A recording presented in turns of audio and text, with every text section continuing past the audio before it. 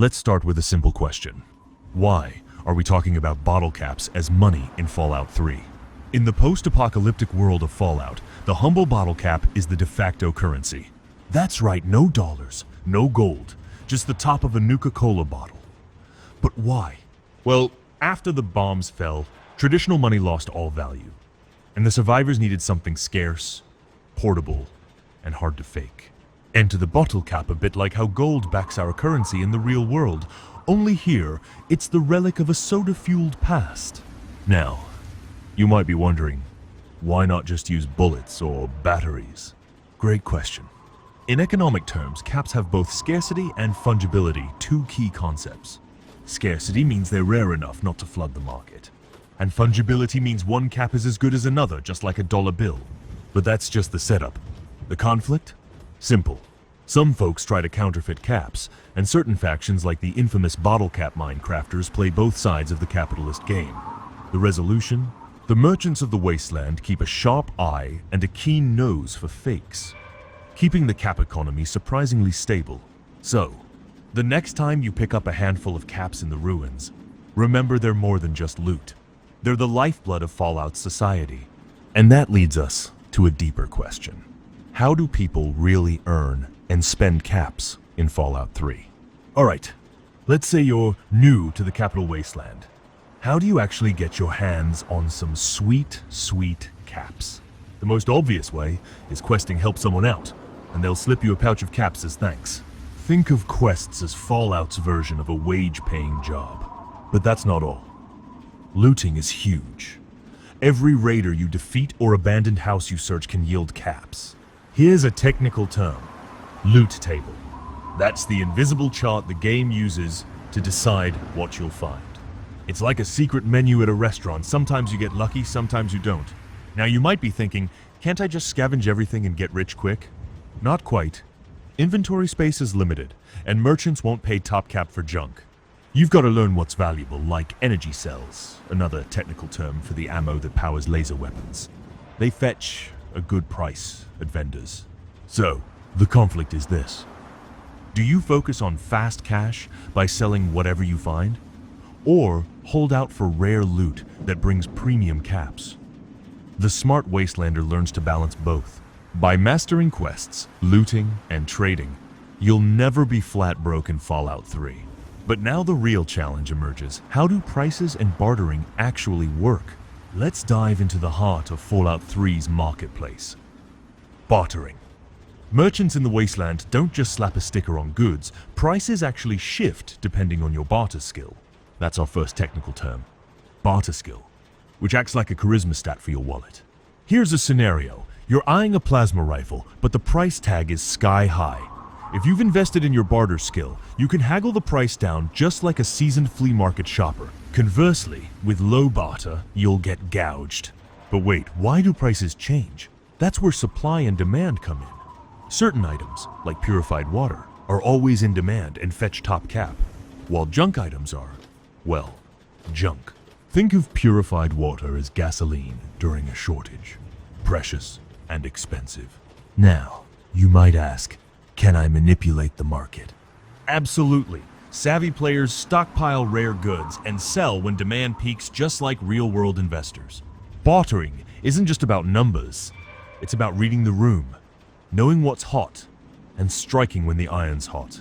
This gives the cap economy a living, breathing feel. But that brings up the next problem. What happens when you need more caps than you can earn honestly? Let me tell you a story. One you've probably heard, whispered in Megaton's corners. Some Wastelanders, instead of earning caps the honest way, exploit the system. Take a look at duplication glitches. For example, a technical term for bugs that let you copy items infinitely.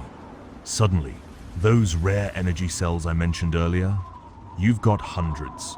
Or consider counterfeiting. Yes, even digital worlds aren't immune to forgery. Certain in-game exploits allow players to generate fake caps. Now, in economic terms, this creates inflation. That's when too much currency chases too few goods, making prices skyrocket. Now you might be thinking, why doesn't Bethesda patch these loopholes? Sometimes they do, but often the community adapts faster than the developers. It's a cat and mouse game of patch and exploit. Here's the conflict. Do you take the easy path and risk the game losing its challenge? Or play fair and savor every hard-earned cap? In the end, these loopholes reveal something fascinating. The cap economy is only as sturdy as the rules that govern it. Next, let's explore the bigger picture. How the cap economy shapes Fallout 3's world and your story. Caps aren't just numbers on your HUD, they're culture, power, and survival. Think about it. Would Tenpenny Tower's elite really hold sway without their cap reserves? In economic theory, this is called capital accumulation, the process of building wealth to secure influence. Let's imagine. You walk into Rivet City with a bag full of caps. Suddenly, doors open. You can hire mercenaries, buy rare gear, even sway local politics. That's the second technical concept, resource allocation. In the Wasteland, caps help you decide who lives, who thrives, and sometimes who gets left behind. Now, you might ask, does wealth corrupt in Fallout 3? Absolutely. Some of the game's shadiest characters use their cap stashes for control, not kindness. But there are also stories of generosity players who use their wealth to heal the sick or rebuild settlements. The conflict is clear. Will you use your caps for good, or let greed rule your journey? The resolution is always in your hands, and that's the genius of Fallout 3's economy.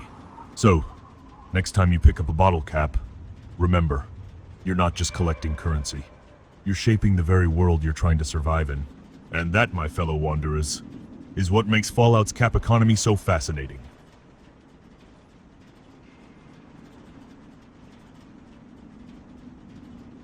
Welcome back to the Deep Dive. Today we are undertaking a truly unique exploration, diving headfirst into, well, a fascinatingly dense piece of theoretical economic research. We are analyzing excerpts from what I guess must be the definitive text on the subject, The Economy of the Capital Wasteland. It is an incredible document, yeah. And frankly, a really refreshing perspective. Instead of just treating this setting as, a backdrop, the researchers here apply genuine academic rigor to its monetary system. We're not just talking about the mechanics of trade, we're forced to confront some really fundamental economic theory, like how does value even persist when society has been, pulverized? What happens when liquidity is literally defined by salvaged trash? Exactly. And this deep dive, it strips away that surface level and asks those critical questions that underpin any economy, real or imagined. How does a viable currency emerge from total chaos? Who or what guarantees its stability when, centralized authority is just gone?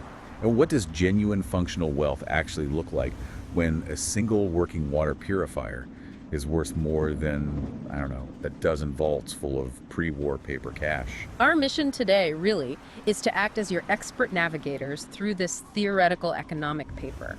We'll analyze the core questions raised in the source material, dissecting currency stability, the mechanisms of wealth distribution, and the strange history of their singular monetary unit, the bottle cap. The bottle cap. Yeah. By the end of this conversation, you should have a complete, well-structured understanding of this really complex, post-apocalyptic system. Think of it as a direct shortcut to being instantly well-informed about the nuanced economics of the Capital Wasteland. Okay, let's unpack this research then. The structure of the source material itself kind of dictates our dive, breaking the Capital Wasteland economy down into 5 critical pillars. Yeah, 5 key areas. We begin with the macro level view, why they even needed currency at all. Then we'll dedicate some time to the specific function and the genesis of the standardized currency, the bottle cap itself. Okay. Third, we have to confront the constant existential threat to that system, currency fraud, counterfeiting. Always an issue. Always. Fourth, we analyze the profound concentration of wealth, both functional and liquid wealth, figuring out who the true power brokers are. And finally, we'll grapple with the system's future viability. Will it last? Right. Okay, let's jump in. So let's start at the beginning. Section 1.1 in the research. The necessity of a post-apocalyptic economy. Why did these communities, which must have initially been focused on just pure survival, why did they even bother developing a complex monetary system? Couldn't they have just stuck to simple barter? Well, it moves beyond just that simple double coincidence of wants problem, which, we all know makes barter really inefficient. Right. In the Capital Wasteland, the problem is compounded by 2 pretty unique factors: specialization and extreme physical danger. Barter requires both parties to agree on value, sure, but maybe more importantly, they have to agree on time. And time is life in that environment. Yeah. You can't waste it haggling or searching. Precisely, exactly. If I'm, say, a skilled repairman who can fix pre-war fusion generators, a very valuable skill, and I desperately need Radaway right now, I just can't spend 3 days wandering around searching for the perfect Radaway supplier who also happens to need a generator repaired at that exact moment. It's just not feasible. That's so risky. Too time-consuming. Yeah. A standardized currency, the cap in this case, solves that time constraint instantly. It allows for immediate transaction. It grants that specialist liquidity, allowing them to buy the specific goods they need when they happen to encounter them. This facilitates really complex trade far beyond just swapping, some scavenged food for basic components. Okay, that specialization point seems key, based on the research you highlighted. We're talking about highly specific, non-fungible services, right? Like technical repairs, sophisticated weapons maintenance, maybe even advanced medical procedures. These things demand a reliable medium of exchange. You can't easily barter for brain surgery. Not easily, no. So what are the primary economic drivers then? We assume raw resource control is huge, but what specific resources does the analysis point to? The analysis seems to implicitly identify 3 pillars of value in this system. First, there is control of inelastic goods stuff people absolutely must have, regardless of price. Think of purified water, basic ammo. Survival basics. Exactly. Second, control of high barrier infrastructure. Things like functional electricity generation, or maybe the ability to actually manufacture something useful. Very rare. And third, control of logistics and information, primarily, the trade caravan routes. If you control a functional water purification system, like the source material implies with Project Purity's impact. Right, the big one. You're not just selling water. You're essentially controlling the deflationary anchor for the whole regional economy. You get to dictate the cost of survival itself. Wow, that makes the economy fundamentally different from, say, historical gold standards, doesn't it? Gold was scarce, difficult to acquire, sure. But here, the anchor isn't just scarce, it's a constant daily necessity of life that someone apparently has a monopoly on. Yes, exactly. And that disparity is just stark. Now, the system's resilience, according to the research, seems to come from its decentralized nature. It operates through these resilient, localized trade hubs. Right. And these hubs don't just facilitate trade. They seem to have distinct economic functions. Megaton, for instance, it functions maybe as a primary resource processing hub, generating value from salvaged junk, basically. Yeah, the scrap town. Rivet City, built on that aircraft carrier, that serves as the region's sort of high-security port economy, essential for long-distance trade, and, high-value protected transactions. Safer place to do big deals. And then you have places like Tenpenny Tower, which acts maybe as the regional luxury market, but also maybe a protection racket. Interesting distinction. So understanding these different economic functions helps us see why the standardized currency, the cap, has to be accepted everywhere, even if the goods being traded in Megaton are wildly different from those in Rivet City. Yeah, it has to bridge those gaps. And that leads us directly into section 1.2, the role of standardized currency. Why the bottle cap? I mean, it seems absurd on the surface, but the sources apparently make a strong case for its, unexpected suitability. They really do. When you lack a government, when there's no central bank, the currency has to earn its trust, right? And the bottle cap, specifically the new Coca-Cola variety mentioned, it meets 4 really stringent functional criteria that allowed it to succeed where potentially other things failed. Okay, let's break those down. Start with the physical attributes. What makes it work? Durability is paramount, obviously. They're resistant to the elements, they're small, easily recognizable, simple stuff. But beyond that, they have very low intrinsic value. They're just bits of metal, yet they're difficult to replicate accurately. Okay, that's a crucial balancing act. It really is. They are basically clean trash, right? A non-essential utility item from before the war. No one is going to consume the currency by melting it down for necessary scrap metal or using it for some life-saving purpose. Unlike, say, using ammunition as currency, which you might actually need to fire. Exactly. Ammunition or medical supplies, those have a constantly fluctuating high intrinsic survival value. Caps don't. This ensures they can function purely as a store of value and a medium of exchange. Okay, that addresses the sort of fungibility and usability issue. But the critical criterion, the one that seems almost accidental, is the finite supply, right? Absolutely. That's the kicker. Mass production of Nuka-Cola, and thus its caps, ceased 200 years ago when the bombs fell. Their supply is effectively fixed, unlike a paper fiat currency that a treasury can just print more of whenever it wants. Yeah. The Capital Wasteland cannot produce more genuine pre-war Nuka-Cola caps. This creates inherent scarcity, which, in a post-apocalyptic environment, is probably the closest thing to a guaranteed store of value you can possibly achieve without gold or something similar. But the truly fascinating part, and what the researcher really seems to emphasize, is how trust gets built into this currency without any central banking or government guarantee. It's like an organic fiat system, but with a massive caveat. True fiat currency, pre-war style, is backed by the promise of settling tax debt, or it's guaranteed by the stability of the government issuing it. Here, the value is sustained purely by universal acceptance and, well, basically 2 centuries of tradition. The cap holds value because every major trade caravan accepts it. And why do they accept it? Because everyone else accepts it. It's a feedback loop of trust. Exactly. It's a collective hallucination of worth, if you want to be cynical, underpinned only by the physical difficulty of acquiring new ones or faking the existing ones convincingly. This institutionalized acceptance is the primary factor in its continued function, almost regardless of who actually first thought of using them. Okay, so let's transition to section 2.1, the origin story. The source asks directly, who thought of the idea of using caps? This seems to delve into the implied history of the early wasteland economy, and maybe how the cap system sort of triumphed over its competitors. Right. Since the sources don't seem to offer a definitive founder, like one single person, we have to analyze the theoretical origins. And honestly, currency is almost never invented by some lone genius. It's usually an emergent property. It just sort of happens. More or less. The source material strongly suggests the cap system emerged victorious from what we might call the currency wars of the early post-war generations. The currency wars. Okay, I like the sound of that. What were the other competitors, based on the analysis, and why did they fail where caps succeeded? Well, the research implies that early post-apocalyptic economies probably experimented with several competing mediums of exchange. Ammunition, as we touched on, was likely a strong contender. It's standardized, it's necessary for survival, it has clear value. But it fails the don't consume your money test. Exactly. It's a consumable commodity. If the price of bullets skyrockets because of conflict, which happens all the time, people hoard them. They don't spend them. And that just sucks liquidity right out of the market. Okay, what else? Things like cigarettes or maybe pre-war liquor might have served as early short-lived currencies, but they suffered from low durability. They get damaged easily and critically, again, high intrinsic consumable value.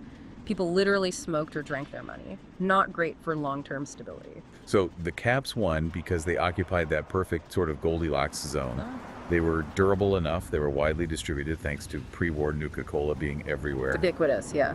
Yet they were non-consumable, and, crucially, no one could make any more. The aha moment wasn't inventing something new, it was realizing that this vast scattered supply of shiny trash was actually a de facto limited edition, an instantly scarce resource. That seems to be the most plausible theory based on the analysis. The research suggests it was likely a powerful collective, maybe an early conglomerate of trading guilds or powerful caravan companies, that ultimately solidified the system. Why them? Because they needed a universally verifiable unit for large, cross-territory transactions.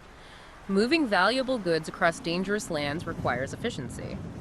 By enforcing the use of caps through their vast logistical network, basically saying we only trade in caps, they essentially forced the rest of the market, smaller settlements, individual traders, to comply if they wanted access to goods. And their motivation wasn't necessarily political control, but just market efficiency and profit.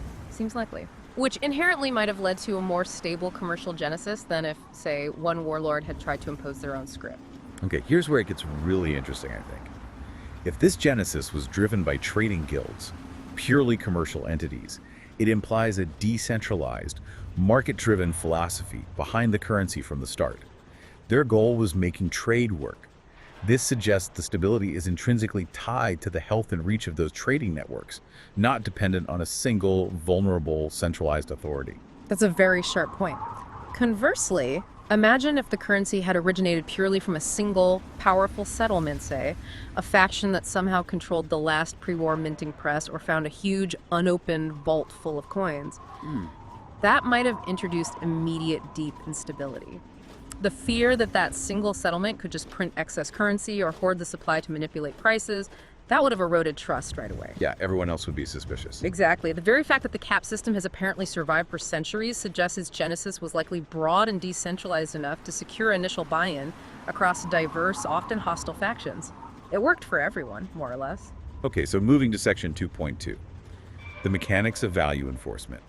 How does the value actually hold across these diverse, often hostile communities like Megaton and Rivet City without a government saying this is legal tender? There's no, like, Wasteland Federal Reserve. Right, no Fed. The enforcement isn't mandated by law. It's mandated by pure logistics and brutal economic necessity. The sources highlight that the value of the cap is maintained primarily by those major trade organizations and caravans we just mentioned. They act as the circulatory system of the Capital Wasteland economy. So we're talking about the big players, the massive caravan companies that move the majority of the really high-value stuff, ammunition, sophisticated repair components, specialized medical supplies. Precisely.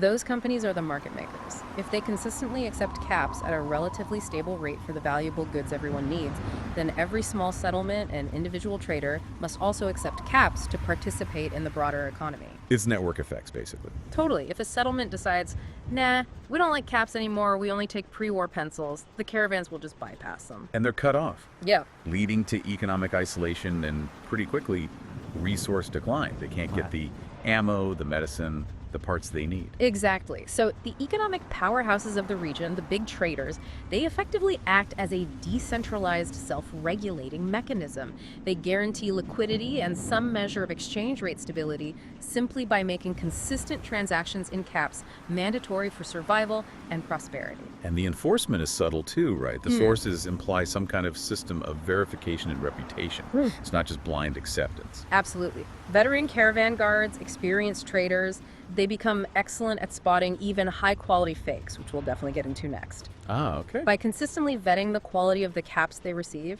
and maybe discouraging known counterfeiters through, let's say, direct means, Yeah. the trading guilds preserve the integrity of the currency. They're acting like a very low-tech version of a central bank's fraud protection division. And this standardized intermediary, the cap, prevents the absolute chaos of wildly fluctuating localized barter prices. It provides that essential predictability required for planning long-distance trade runs, which are risky enough as it is. All right, now we have to address the shadow that hangs over pretty much every monetary system, ancient or modern: fraud. Section 3.1 asks directly, are fraudulent caps in circulation? What does the analysis say? Analytically, yes, almost certainly. Where there is value, there will always be attempts at fraud. However, the unique physical nature of the bottle cap itself creates a massive barrier to systemic, widespread fraud. Okay, why is that? Well, counterfeiting caps effectively requires both significant skill and, more importantly, specific infrastructure. And in the Capital Wasteland, functional infrastructure is arguably the rarest, most valuable commodity of all. Right, it's not like forging paper money, which, while difficult, might involve specialized inks and paper that could theoretically be sourced or replicated. A genuine Nuka-Cola cap, according to the likely specs, requires a specific pre-war metal alloy, extreme stamping precision to match the original logo, and the exact pattern of the crimping around the edge, and it needs to have the precise weight and even the feel that 2 centuries of constant handling is basically burned into the collective consciousness of traders. People know what a real cap feels like. That's it, exactly. The research suggests that successful mass-scale counterfeiting, the kind that could actually destabilize the economy, would likely require access to, or the complete reconstruction of, a functional pre-war bottling plant's capping machinery or a similar industrial stamping facility. Wow. And that level of technological capability, that's reserved for the absolute wealthiest, most organizationally sophisticated factions out there. It represents a ridiculously high barrier to entry that prevents, the average raider with a hammer and some scrap metal from flooding the market and ruining the currency for everyone. But surely the sources must mention, like, low-level fraud, crude fakes, maybe just metal slugs cut roughly to size and painted red, circulating in really isolated, low-trust communities. That must happen, right? Oh yeah, absolutely. Low-quality fakes almost certainly exist, but the analysis suggests they're quickly identified and probably relegated to very local, maybe black markets, or used to cheat unsuspecting newcomers. They don't tend to infiltrate the major trade networks. Any examples from the research? The analysis notes one fascinating, almost anecdotal example implied by the research. Some early attempts at counterfeiting by one faction apparently involved trying to forge caps from the metal of common pre-war road signs. Okay. Resourceful. Resourceful, yes, but flawed. The problem was immediately apparent to experienced handlers. The weight was off by like 1.4 grams or something specific like that. And veteran caravan guards could supposedly detect the difference just by the feel or even by flicking the cap and listening to the sound it made. Incredible. So the enforcement mechanism isn't some high-tech scanner.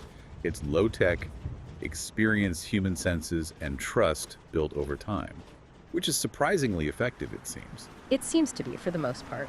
The sheer difficulty of mass production of high-quality fakes prevents true systemic inflationary fraud. The Capital Wasteland, ironically, benefits enormously from the total cessation of legitimate currency production 200 years ago. Any widespread fraudulent operation would require immense skill, resources, and probably security, making the risk profile extremely high. Yeah, if you had that kind of tech and organization, you might have better things to do than make fake caps. Maybe. Well, think about the financial calculation, too. The likely cost of acquiring the machinery, the materials, the skilled labor, and protecting the whole operation to produce truly undetectable caps might actually outweigh the potential profit you could make by passing them off, unless the operation is backed by immense already existing capital. The kind of capital that could afford to risk a total technological failure, or, more likely, brutal military retaliation if they got caught undermining the currency everyone relies on. Okay, that makes sense. So let's talk about the consequences then in section 3.2, the impact of fraud on trust and inflation. If fake caps do somehow become a serious widespread problem, what follows? What does the analysis predict? The immediate primary consequence is obvious: a catastrophic erosion of trust in the medium of exchange itself. If traders start seriously doubting whether the caps they're being offered are real... They stop accepting them. Exactly. Or they demand huge premiums. They might revert to a highly localized barter system or demand payment in something else they can trust, like ammo or chems. And that instantly paralyzes the complex, long-distance trade networks that hold the wasteland economy together. And the research suggests this fragmentation hurts the weakest links the most, right? The small, isolated settlements. Disproportionately, yes. Because the large caravan companies and the secure hubs like Rivet City, they have the resources, armed guards, experienced personnel, maybe even crude testing methods to verify authenticity and reject bad currency. The small-time settler, the farmer trying to trade surplus food for medicine, they bear the brunt of the loss when they unknowingly accept fakes. They get stuck with worthless metal. Which leads directly to localized hyperinflation. If one particular settlement or region becomes known to be flooded with fake caps, the prices for real goods there will spike dramatically. Vendors will start demanding payment only in goods they need immediately or in genuine verified caps, possibly from a trusted source. This essentially drives out honest small traders and causes immense economic stress and potentially starvation in those localized markets. Okay, but what's truly terrifying, and maybe hinted at in the analysis, is the potential for high-quality counterfeiting to be used deliberately as economic warfare. Yeah. Imagine if a highly organized faction, maybe one with access to advanced pre-war tech, like the Enclave or Brotherhood if they turned rogue, managed to restore an old stamping press and began secretly flooding a rival territory with thousands of high-quality, nearly undetectable fakes. They could potentially destabilize their enemy's entire society without firing a single shot, couldn't they? That is the ultimate economic weapon in this specific system, yes. It allows the counterfeiter to rapidly accumulate vast amounts of real capital goods, services, loyalty bought with fake money, effectively stealing wealth from the general population. And then using that ill-gotten liquidity to convert it immediately into real, protected, functional assets. Control over a water source, massive ammunition stockpiles, buying up key infrastructure, hiring mercenaries.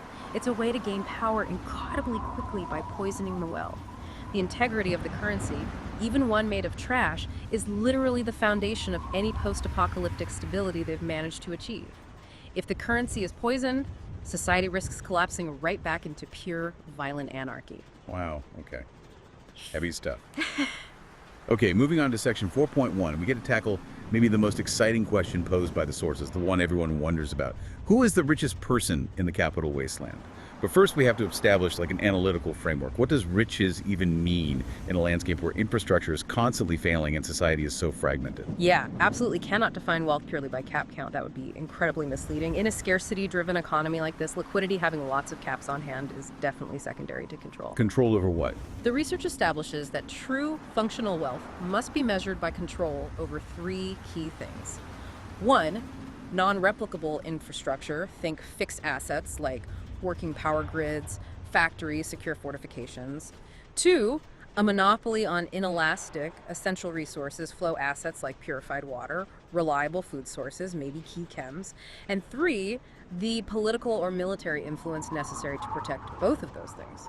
Right. So the person sitting on the largest literal pile of bottle caps might be liquid. Yeah, they can buy stuff right now, but they're incredibly vulnerable. Anyone could just raid them and take it all. Exactly. The true richest person, according to this framework, is the one who controls the system that generates the caps reliably over the long term. Functional wealth trumps liquid wealth almost every single time in this system. Functional wealth allows you to dictate the terms of trade for others, you can manipulate markets to your advantage, you can effectively set prices for basic human necessities like water or protection. Liquid wealth, a big pile of caps without serious protection, is merely a target. It can vanish overnight in a single raid or firefight. Okay, I definitely agree that functional wealth is key for long-term power. But the research might also suggest a counterpoint, doesn't it? Consider a major trade guild leader. They might be vulnerable, sure, but they maintain such a massive liquid stockpile of caps that they can immediately hire mercenaries, bribe officials, or pay off any potential military threat. Doesn't that immediate spending power, that velocity of liquid wealth, give them a different kind of adaptable power? That functional wealth, which is often tied to a fixed location like a water plant, maybe doesn't possess. That's a really vital distinction, yes. You're right. Functional wealth provides that long-term structural power, maybe the ability to effectively tax the regional economy perpetually just by controlling a key resource. Liquid wealth, on the other hand, provides velocity and adaptability. It's the ability to act immediately, decisively, and potentially change the balance of power overnight by buying force or influence. So the ideal is having both. Exactly. The truly richest individuals, according to the implied analysis here, are likely those who successfully convert their functional wealth, the profits from their water plant or trade routes, into massive liquid wealth caps, and then immediately reinvest that liquidity back into protecting or expanding their functional assets. It's a cycle. Okay, that makes sense. So, based on this framework and the implied research into the major economic sectors, who are the potential candidates for richest person or richest faction, let's analyze the key players based on their functional control. All right. We're looking for candidates who control the flow of vital goods and services. The most obvious candidates, as we've touched upon, are the monopolists of vital services, specifically water purification. If you control something like the massive project purity infrastructure after it's working. Yeah, assuming it gets fixed and stays fixed. Assuming that, yes, you essentially possess the purified water standard. The research kind of calculates that because demand for clean water is totally inelastic, people must buy it to live. These monopolists effectively dictate the region's velocity of money and overall purchasing power. This is immense self-sustaining functional wealth. Hard to overstate its importance. Okay, water baron. Who else? Then you have what you call the logistics cartel earlier, the powerful heads of the major trade caravans and routes. They don't necessarily produce essential goods themselves, but they tax and control the entire movement of those goods. Precisely. They possess crucial non-tangible assets, established routes, networks of contacts, guarded caravans that convert directly into massive liquid wealth in caps, but also critical intelligence. They know who needs what, where, and how much they'll pay. So they control the flow of ammo, medicine, high-tech components. Everything important, yeah. The leaders of these major caravan companies, they aren't just rich in caps, they are rich in actionable information and the strategic ability to dictate supply chains across the wasteland. Plus, they possess a high degree of mobility compared to, say, the guys stuck managing the fixed asset water plant. They can shift routes, avoid danger. What's fascinating here, and maybe the analysis hints at this, is the potential for the true richest person to be almost invisible. Not the guy flashing a huge pile of caps. Oh, so. Well, maybe they don't hold a massive liquid cap stockpile because they immediately invest all liquid funds into protected, non-obvious, non-targetable assets. Things like, I don't know, networks of automated defenses around their territory, acquiring rare, high-level technological schematics, or establishing massive hidden caches of irreplaceable components or pre-war tech. wealth that isn't easily rated. Ah, I see. That is the ultimate strategic wealth management in this kind of environment, isn't it? Hiding your true strength. The true richest person in that scenario is the one who owns the entire supply chain and dictates pricing for all consumers from the shadows, ensuring continuous, maybe even exponential cap generation, rather than simply being the one with the biggest, most obvious safe full of caps. It's like distinguishing between a flashy gangster and the head of the entire criminal syndicate. That's a good analogy. And we also cannot ignore the leaders of the major secure settlements themselves. Rivet City, for instance, represents massive functional wealth simply because its inherent infrastructure, being a giant aircraft carrier, provides unparalleled security and stability in a dangerous world. So, the individuals, or the council, or whatever group, controls the governance and the security of such a hub. They control a vast portion of the region's protected, high-value commerce that happens within their walls. They are essentially selling security and stability, two incredibly valuable, almost non-replicable commodities in the wasteland. They tax trade, rent space, control access. That's serious wealth. So the analysis really forces us to look past just the visible, countable piles of caps and focus instead on those deep systemic power structures that guarantee long-term control over the necessities of survival itself. Water, security, logistics, information. That's where the real, enduring power lies. Okay, this brings us to the final and maybe the most critical question raised by the sources. Will they be phased out? Now, interpreting this as phased out or demonetized, we have to analyze the primary factors that could actually lead to the collapse or the deliberate replacement of the bottle cap system. Yeah. What does the research suggest? The analysis points to two main categories of threat. The first, and probably the most dramatic, would be an external political threat, meaning the rise and arrival of a powerful, organized regional government that views the existing decentralized cap system as, well, an impediment to its own centralized control and taxation. Right, so we're talking about an entity like a fully operational New California Republic, NCR, expanding eastward and establishing a major, stable, centralized presence in the Capital Wasteland region. Exactly. Or maybe a resurgent, technologically superior enclave, or even a highly organized Brotherhood of Steel deciding to impose total economic control. They wouldn't accept the cap system based on tradition and scrap metal. They would almost certainly introduce their own state-backed currency, maybe NCR dollars or some new Brotherhood script. And that new currency would be enforced how? Through political decree, backed by their military might, and likely tied to the state's economic output or resources, a true top-down fiat system. This immediately triggers the demonetization of the bottle cap. It just stops being accepted for official transactions, taxes, payments to soldiers, etc. And that creates massive economic upheaval. Chaos, basically. The researchers analyze who benefits and who suffers most in that kind of transition. They do. The new governing power naturally benefits the most. They control the new money supply. They can tax the economy effectively, the centralized financial power. Those who held vast liquid wealth solely in bottle caps would suffer immense, potentially total losses as their life savings become literally worthless trash again overnight. Ouch.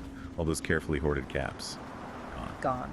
However, the holders of functional wealth, the ones we just talked about, those who control the water, the key trade routes, the secure settlements, the essential infrastructure, they would likely maintain much of their leverage. How so? They simply shift their pricing structure. Instead of demanding 100 caps for a fusion core, they now demand, say, 10 units of the new NCR dollar or whatever it is. Their underlying asset base, the water plant, the trade network, the secure city, remains secure and inherently valuable. Only the denomination they charge changes. So they adapt. They adapt. The biggest losers, the research concludes, would inevitably be the ordinary settlers, the small-time traders, the average wastelander whose entire meager capital is tied up in liquid caps and who lacks the political clout or economic leverage to negotiate favorable conversion rates for the new currency. They get wiped out. Okay, so that's the external political threat. What's the second major threat? Internal collapse. Yes, an internal collapse. The catastrophic failure of trust within the existing system that we kind of touched on earlier with fraud, this could be triggered by hyperinflation caused by overwhelming, undetectable counterfeiting finally succeeding on a mass scale. Economic warfare scenario. Exactly. Or perhaps even more fascinatingly from a theoretical standpoint, a sudden failure of the core scarcity principle itself. How could scarcity fail? They aren't making any more caps. Imagine the unexpected discovery of a massive, previously unknown, protected pre-war supply of fresh, pristine Nuka-Cola caps. Maybe an entire sealed bottling plant is found intact underground, full of millions of uncirculated caps. Or a huge Nuka-Cola shipment locked in a perfectly preserved vault. So the finite supply is suddenly rendered not so finite. Precisely. This would instantly, catastrophically devalue every single cap currently in circulation across the entire wasteland. Wow. That scenario is actually terrifying from an economic perspective because it means the currency's absolute core value proposition, its guaranteed scarcity, just vanishes overnight. What would be the economic outcome of that kind of sudden shock? Immediate widespread panic and uncontrollable hyperinflation. People would desperately rush to convert their suddenly devaluing caps into real, tangible assets. Ammunition, food, clean water, scrap metal, anything with intrinsic use value. Prices for commodities would skyrocket. Absolutely. Followed very quickly by a total seizure of the economic engine, as traders simply refused to accept caps at any price, because who knows how many millions more might flood the market tomorrow. It would lead to a desperate, chaotic return to large-scale, inefficient, localized barter, crippling long-distance trade, and probably leading to widespread starvation and violent conflict over remaining resources. The system needs scarcity. If scarcity fails, the currency fails. Okay. Heavy implications. So let's conclude then with section 5.2, the resilience of the cap system. Despite these very real threats, external takeover, internal collapse due to fraud or scarcity failure, why has it apparently persisted for so long, for 2 centuries? What makes it so resilient? Its resilience, paradoxically, seems to be a direct consequence of its inherently anti-fragile, decentralized nature. There is no single central point of failure, no central bank, no treasury building for an enemy or catastrophe to target and destroy, crippling the whole system. Unlike a traditional fiat currency, where the collapse of the central government instantly invalidates the money. Right. The cap's value is baked into the physical item itself through generations of widespread market acceptance and habit. It doesn't rely on the constantly fluctuating credibility of a specific politician or institution or government that could collapse next week. So it resists policy change because there is no policymaker to target. Its stability is maintained by millions of small individual decisions every day to accept it, rather than one large, centralized, easily overturned decree from on high. That sums it up pretty well. The analysis strongly suggests the cap system persists primarily because the alternatives carry fundamentally higher risks in the specific context of the Capital Wasteland. Barter is wildly inefficient for complex needs. Trusting a newly introduced government currency issued by a faction that might lose a war or collapse internally in the next decade is incredibly risky for the average person. Yeah, why trade your known stable caps for some new paper that might be worthless next year? Exactly. The cap, being finite, or perceived as finite, durable, portable, and universally accepted for generations, offers a level of predictability and trust, however strange that no plausible alternative in that chaotic environment can easily match. The only way the caps likely truly phase out permanently is if the Capital Wasteland achieves a level of overarching political and social stability sufficient to support a centralized, functional, trusted government and banking system for the long term. And that kind of transformation would fundamentally alter the very nature of the wasteland itself. It wouldn't really be the wasteland anymore at that point. Couldn't be much. Hashtag outro. So what does this all mean? Our deep dive into these excerpts from The Economy of the Capital Wasteland. Wow, it's revealed a surprisingly robust, complex, and highly adaptive monetary system, hasn't it? Built on literal garbage. It really has. This system is almost a perfect, albeit accidental, demonstration of the intricate relationship between currency, trust, and engineered scarcity. We've spent time analyzing its history, how its likely commercial, decentralized genesis probably secured that crucial initial stability. We explored its security aspects, how the high technological barrier to entry for effective fraud helps maintain the currency's integrity against all odds. And we dissected the power dynamics, showing how true, enduring wealth in that world lies in controlling essential infrastructure and logistics, the functional assets, rather than merely hoarding large liquid cap stockpiles. The bottle cap system, for all its inherent strangeness, is this accidental testament to the fundamental economic principles that govern any functioning economy, especially one subjected to extreme, prolonged stress. It really makes you fundamentally rethink the source of monetary value itself. Yeah. It's clearly not the paper or the metal itself. It's the universal, long-standing social agreement to trade real labor, real skills, and real life-saving goods for something that is objectively physically worthless. And that leads us, I think, to a final provocative thought for you, the listener, to consider. We've just analyzed a system where money is literally salvaged garbage that survived nuclear annihilation. Its remarkable resilience seems to come from its perceived scarcity and its decentralized, physical, trust-based nature. Okay. Now, if the core value of the bottle cap ultimately rests on its finite supply and universal consensus built over time, and our own modern global economy rests increasingly on the potentially infinite creation of digital debt, complex derivatives, and the presumed stability of fragile centralized governments and institutions, which economy, when faced with a truly profound global stress test, might actually prove to possess the more robust, resilient foundation? The one built on tangible scarcity, or the one built on potentially limitless expansion? Wow. That's a compelling and maybe slightly uncomfortable question to end on. Thank you for sharing these fascinating sources with us and letting us really take this deep dive. Oh, always a pleasure to explore the strange economic undercurrents of survival. Fascinating stuff. It really was. Catch you next time for the next deep dive.